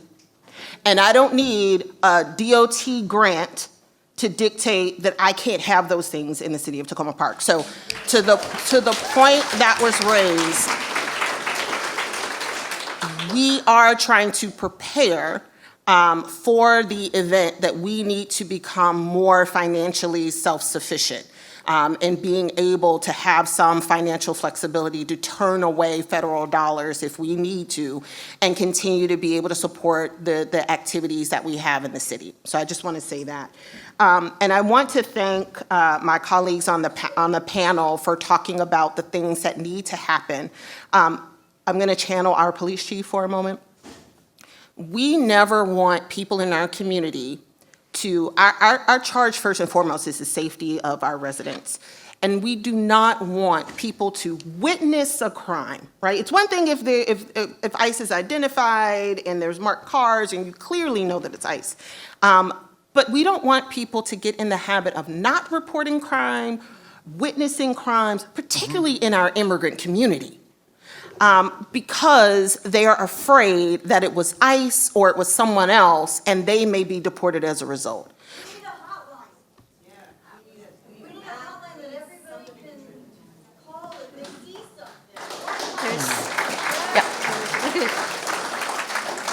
I appreciate that point. These are some things that we are trying to talk about and think through. But it is important that if you do see something you don't know and you're like, hey, someone is being attacked on a curb and they can't tell it's ICE, call the police. This is the only way our officers understand that if they're able to verify that it is ICE to try to step back, although it gets more difficult over time to be able to tell whether or not there's federal law enforcement at play. But I want to stress this point. I do not want people to witness what could potentially be an assault or crime. It is not clearly identified as ICE and you just watch it. Okay? So I do want to stress that. I recognize, and I will be the first to admit, that we as city, county, state don't have the infrastructure in place to be able to take information in from our residents and our advocates, be able to verify the information that we may receive, and be able to verify with ICE. But we do want to make sure that people are not feeling unsafe or witnessing crime without knowing who to potentially call. Can I add a piece? There's 2 hotlines that you guys can actually call. There's the CASA hotline and the MISMO hotline. When we do canvassing, that's the first thing we go and talk to community members about, is making sure even if you're not directly impacted and you're witnessing something, you call those 2 hotlines, MISMA and CASA. They will come to, they are in deep communication with us, with Moco IRC and Takoma Park, and they let us know, like literally, there's the hotlines back there. They let us know when there's action here, and we try to send as many people as possible. So there is a hotline. Please educate yourself to make sure you put that in your phones. Make sure you tell your community members, please save these phone numbers and call these hotlines, because that's the number one thing you should do. As soon as we get the number, we did that. That's the thing. Like, we made these hotlines because there was nothing for our community to do. And so mutual aid groups are holding these lines, and we're 24 hours on those. I do have some just very brief final comments, but I want us all to express our extraordinary thanks for our leadership, community, and elected officials. Takoma Park, Mobilization, this is an expression of our rebuild. We are going to be there. We're going to have numerous events like this, and I'm very sorry that we're going to have to shut down out of due respect for those on the panel who have other obligations and responsibilities. I do want to mention, don't forget October 18th. October 18th is No King's Day 2. We are going to be just where we were before, up on New Hampshire Avenue, and I got somebody who's going to jump off the cliff. I don't let her say one quick word. I commend the man who documented the kidnapping the other day. One of the most effective things that I have seen that have actually stopped these kidnappings are people, retirees and unemployed people like me, driving around and following ICE all day, yelling La Migra out the window. So I want to know if there's a community group in our community that is doing that, and if not, if there is, how can I join? Who wants to join? Over here. Wonderful. Over Thank here. you. A lot That of is my people to question. pick up and help you out. We should all be So joining. let's- If you have time on your hands, Okay, Steve. join. Thank you very much, everybody. It's been a wonderful afternoon. One thing, Thank if you very anybody much. can help fold chairs and put them away, we need a few people. Thank you. Good to see you, man.